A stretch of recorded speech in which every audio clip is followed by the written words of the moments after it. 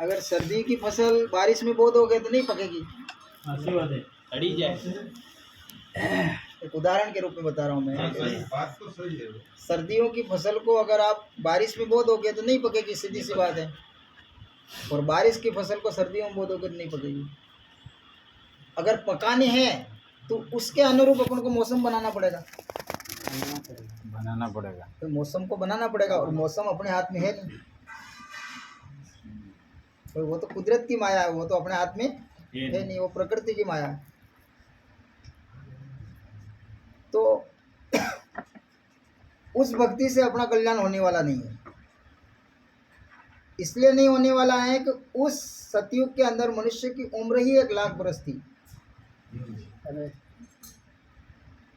1,00,000 वर्ष की उम्र में मनुष्य सारे काम कर लेता था। भक्ति भी कर लेता था, गृहस्थी भी कर लेता था, तपस्या भी कर लेता था, और संन्यास भी ले लेता था। अगर आप उस प्रकार से अभी इस कलयुग में लेने जाओगे तो सबसे पहली बात तो आपको रहने की जगह नहीं है, क्योंकि आबादी इतनी बढ़ गई है कि आपको शांति कहाँ मिलेगी। उस समय तो सारे के सारे जंगल पड़े हुए थे, तो आप उसमें 250 बरस आप निकाल देते थे, पता ही नहीं चलता था आपको। धुन लगाने में ही मरता, धुन लगा 250 बरस। आज तो अपने को वही 250 बरस 250 घंटे में निकालनी है। तो उस शरीर को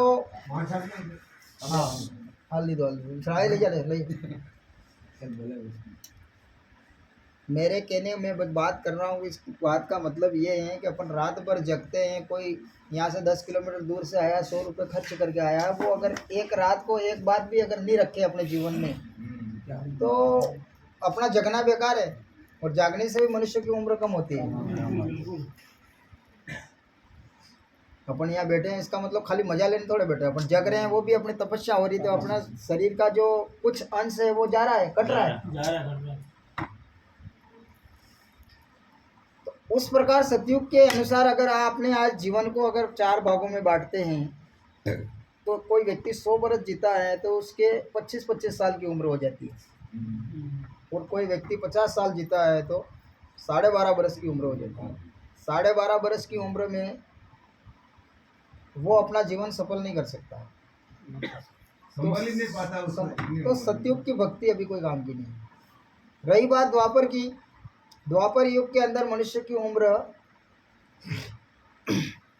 10,000 बरस थी। उस 10,000 बरस के अनुसार भी आज अगर वो भक्ति करनी जाए तो भी संभव नहीं है। त्रेता के अंदर यही उम्र 1,000 साल की थी, वो भी संभव नहीं है। और आज मनुष्य की उम्र 100 साल मान के चल रहे हैं, तो मुश्किल से अपन 60, 50, 60, 70 ने तमारा का पुरानों का खाद्य धोख में बहते 80, 90।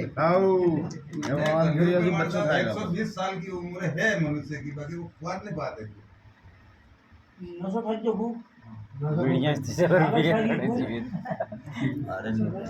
ठीक है, तो कहने का मतलब कलयुग के अंदर अपन को भक्ति, संत कबीर आज से 550 बरस पहले जब इस धरती पर पैदा हुए थे, उस कबीर के बराबर आज तक कोई बड़ा महापुरुष पैदा नहीं हुआ और न होगा। कलयुग में नहीं होगा, उसके बराबर न हुआ है न होगा। उसके द्वारा जो दिया हुआ ज्ञान है, उस ज्ञान को 100 साल तक बांटते बांटते अभी समझ लें अपन के 550 बरस के बाद में अभी 5वां संत कहीं न कहीं मौजूद होगा। આપણે भी कहा वागड़ी भाषा कहना देवरू भी किने साले 10 वर्ष साले 11 वर्ष नहीं साले बस एंड થઈ જાય। हाँ जी बात है। तो उसी प्रकार संत महापुरुषों की जो बातें हैं वो भी 100 बरस तक जिंदी रहती है। 100 बरस तक उस नाम के अंदर उस शक्ति रहती है। इसके बाद में वो फिर वो दूसरे किसी के पास जाती है, तब जा करके वो उस नाम को जगाता है। तो संत कबीर ने 550 बरस पहले नाम को जगाया था। उस समय उनके पास कितने सारे शिष्य थे, लेकिन फिर भी मुश्किल से 4 या 5 संत पार हुए थे। तो वही भक्ति आज अपन कर रहे हैं, वही अपन गा रहे हैं, लेकिन उसके अनुरूप अपन कर नहीं रहे। नहीं। हम और कबीर के अलावा दूसरे किसी व्यक्ति ने, किसी महापुरुष ने उससे बढ़ करके ज्ञान आज तक न दिया, न कोई देने वाला है। बस उसकी थोड़ी बात नकल करके वर्तमान संत जो है जीवित है, मौजूद है आज, उनके पास में अगर कोई नाम की शक्ति है, वो नाम अगर अपने पास है, तो इस जीवन का कल्याण होने वाला, अन्यथा होने वाला नहीं। दुनिया में गुरु खूब है, सब गुरु है। मुँह भी चाहूँ, मुँह भी ये विचार करो मारे भी 10 सेला बन जाए, ताकि मारे मान सम्मान करे, पर वो गुरु नहीं है। वो एक मार्ग बता रहा है अपन को, खाली गुरु नहीं है वो। अपन सब भी बैठे हुए हैं कि अपन बेणेश्वर के अनुयायी हैं, लेकिन बेणेश्वर अपना गुरु नहीं है। वो उनके पास वो शक्ति नहीं है जो गुरु की है। समझना इस चीज को, बुरा नहीं लगे। तो मैं खुद भी बेणेश्वर को मानने वाला हूँ, लेकिन बेणेश्वर अपना कोई गुरु नहीं है। वो एक धाम है, और वो आस्था का केंद्र है। वो एक धाम है, वो भगवान कृष्ण का अवतारी लीला है वो। और भगवान किसी के जीवन को पार नहीं कर सकता, भगवान के बस की बात नहीं है वो। सही। और वही चीज मावजी महाराज ने गाई थी, और उसी को आज अपन आरती के रूप में गाते हैं। निरंजन निरातारी ज्योत अपारा, भला भला मुनिजन पार नहीं पाया। जब वो खुद कह रहे हैं कि हम पार नहीं पाए यूं, तो अपन को कैसे कर सकते पार? वो खुद अपने मुंह से गा रहे हैं, भला भला मुनिजन पार नहीं पाया, तो अपन को पार करने की तो जगह ही नहीं उनके पास। जब खुद नहीं जा सकता है तो दूसरों को कैसे ले जाए? तो इस जीवों के जो मालिक हैं, वो उस समय वो कबीर ही था। लेकिन आज भी है हमारे अपने सामने जो कबीर पंथ लोग बैठे हुए, इन लोगों को भी ये पता नहीं है कबीर कौन था और क्या दे गया था हमें। कबीर अभी जिंदा यूं के रहे। कबीर देखो यूं है, कोई व्यक्ति किसी शरीर से जिंदा नहीं रहता है, वो उसके नाम से जिंदा रहता है। नाम जिंदा है उसका। आज भी આપણે અબર દુ અટે કે તો તમ એમ લમોટા વાળા એમ તો હાવ એમ लमोटा मैं भी नहीं देखता, पर वहाँ नाम आज भी जिंदा है। तो वो नाम जिंदा है, वो नहीं है, वो शरीर से नहीं है, नाम से। अबर अटे कणी बात થઈ ને, अबर कणी कही तो अटे एम लमोटा वाला जबर बोले है। तो बात फाजी भरी ना આવી ગઈ अटे। ते कहने का मतलब किसी के नाम जो जीवित है, नाम साल।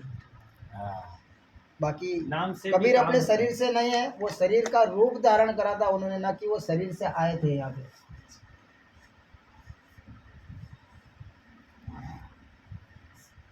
साहेब गुरु मेरा निर्गुण स्वरूपी सुरगुण नाम धरायो, सुरगुण रूप धरायो, मतलब उसने सुरगुण का रूप धारण किया था, ना कि वो सुरगुण थे। उन्होंने 13 लाख साखियां लिखी है और 12 लाख भजन लिखे हैं, जबकि 4 वेद 6 शास्त्र 18 पुराण में भी वो इतनी सारी बात नहीं है। क्योंकि एक वेद में 1 लाख श्लोक है। जो ऋग्वेद वेद, यजुर्वेद, सामवेद, अथर्ववेद 4 वेद हैं, वो 4 वेदों में एक वेद में 1 लाख श्लोक है। तो 4 वेदों में 4 लाख श्लोक हुए। लेकिन कबीर ने जो साखियां बोली थी, वो साखियां है 13 लाख साखियां। यानी कि उनके मुंह से जो भी शब्द निकला वो काव्य के रूप में साखी बनी है, और उसने जो गाया वो सारे के सारे भजन है उसके। इतना सारा ज्ञान तो कहीं किसी के पास है ही नहीं। लेकिन फिर भी आज भी अपन कबीर पंथ और कबीर को मानने वाले लोग भी गलत रास्ता पकड़ करके बैठे, ये सबसे बड़ी दुख है। खैर वो कोई बात नहीं, वो उसकी जगह पे वो है। बाकी अपन एक वास्तविक रूप को देख रहे हैं, वो भी करना पड़ता है, समय के अनुसार सब करना पड़ता है, नहीं करना पड़ता ऐसी बात नहीं है। तो कबीर कोई धर्म नहीं है, कबीर एक पंथ है। कबीर ने ना तो हिंदू को माना, ना मुस्लिम को माना, ना सिख को माना, ना ईसाई को माना, उसने अपने पंथ को माना। पंथ किसी धर्म में नहीं आता। कबीर ने तो ये कहा है कि तुम अगर दाढ़ी रख लेते हो, मूछ रख लेते हो, जड़ाव रख लेते हो, अगर उससे तुम्हें भगवान मिल जाता है तो मैं रख लूँ, तो फिर अपन कहाँ से रख रहे? मतलब ये समझ में नहीं आया अपन को किसने सिखाया? जो वो तो मना कर रहे हैं। आगे रहो। जिसकी अपन भक्ति कर रहे हैं वो खुद ना आगे रहे हैं, तो अपन को किसने दिया? वो चीज किसने दी अपन को?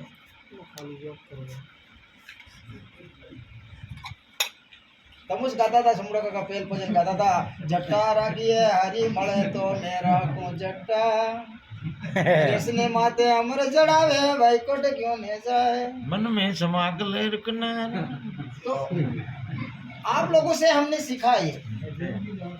तो जब वो खुद ही ये गा रहे थे तो हम लोगों को किसने दिया ये? पगमा फेरे तो हरी मळे तो मैं फेर लूं पगमा, ना ये दो ये हरी मिले तो मैं ना लूं। तो कबीर ने मछली का उदाहरण दे करके बताया है कि जल की मछली जल में रहे बैकुंठ क्यों नहीं जाए। बैकुंठ वाली बात तो ठीक है, पर वने मछली ने मारी ने या हाई ने આપણો જણા પાણામાં તો કેડાગે પણ પાણામાં તો હવા મહિના તક એનો વાસ नहीं जातो, ये भी सवा महीने तक उस सुगंधी भी पत्थर पे वास नहीं जाता। सुगंध ये भी है। वो इसलिए नहीं जाता है उसने अपने गुरु नहीं किया, इसलिए नहीं जाता। मनसा अवतार भगवान का अवतार हुआ, न कि गुरु का अवतार हुआ है। इस सृष्टि में जब जलुकार हुआ था उस समय भगवान ने पहला अवतार था वो मछली का अवतार लिया था, तो वो भगवान का अवतार था, गुरु का नहीं था। नारद जी को 4 वेद 6 शास्त्र 18 पुराण की बातें आती थी, इतना सारा ज्ञान आने के बाद में भी जब जाजम पे बैठते थे वो जाजम कट जाती थी, उसकी रात को जरूर कट जाते थे। नहीं कितना उसका कारण ये था कि उसने गुरु नहीं करा नहीं था, किया जानता था। सब कुछ था। बोल लेकिन तो गुरु बिना घोर अंधेरा ये कहता है, शब्द कहता है, तो गुरु के बिना जीवन ही अधूरा है। गरीबी दीदा बोल फिर निर्यात बताओ काम आवे। संत कबीर कह रहे हैं कि आत्मज्ञान बिना कोई नर भटके मथुरा कोई काशी, आत्मज्ञान बिना कोई नर भटके मथुरा कोई काशी, मृग की नाभि में बसे कस्तूरी बन बन फिरत उदासी। जो एक हिरण होती है उसकी नाभि में कस्तूरी रहती है, जब उस कस्तूरी की सुगंध निकलती है महीने सवा महीने में, साल में 1 बार 2 बार निकलती है, उस सुगंध को ढूंढने के लिए वो हिरण है वो जंगल में भागती है, जैसे पागल हो गई हो ऐसे। वो भागते भागते एक जंगल में, दूसरे जंगल में, तीसरे जंगल में भागती भागती जाती है, लेकिन उसको यह पता नहीं है कि ये जो कस्तूरी है वो मेरे पास है। वो गुरु के बिना बताएगा कौन से? तो उसकी नाभि में कस्तूरी होती है, उस कस्तूरी की सुगंध को ढूंढने के लिए वो मृग है वो भागती है। उसी प्रकार से मनुष्य आज तीर्थ यात्राओं में उसी लिए भाग रहा है, वो भगवान को ढूंढने के लिए जा रहा है, मंदिरों में जा रहा है, मस्जिदों में जा रहा है, तीर्थों में जा रहा है, गंगा में जा रहा है, सब जगह जा रहा है, लेकिन है उसके पास में, लेकिन वो ढूंढने में उसको दिक्कत आ रही है, ढूंढने में उसे दिक्कत आ रही है,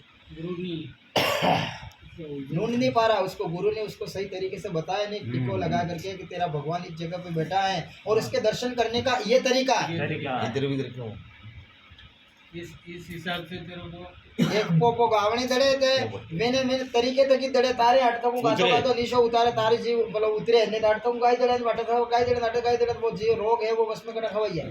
तो वो तरीका भगवान ने भक्ति करने का भी तरीका बताया है कि उस विधि विधान के अनुसार अगर वो अपने गुरु का नाम लेता है या अपने इष्ट को याद करता है तो भगवान उसे मिलेगा, बिना तरीके से नहीं मिलेगा।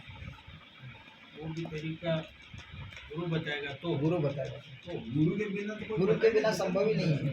ગરબી બતાડે ને પછી આપણું બીજું કરે ને ખમ્મા જી ગરમ ખરાબ કરે પછી શું કરે ગરબો કરે એ બી જુગે તો કામ કરે ને તો मतलब नहीं फिर આપણે जिंदगी पूरी सब पूरी जनरल बात है। खूब करिया करो થઈ જાય हाँ નાનો ખરાબ કા તમારો ये बात बढ़िया है कोशिश करो हम करके पाकी खाली गावात હું થાય Thank you.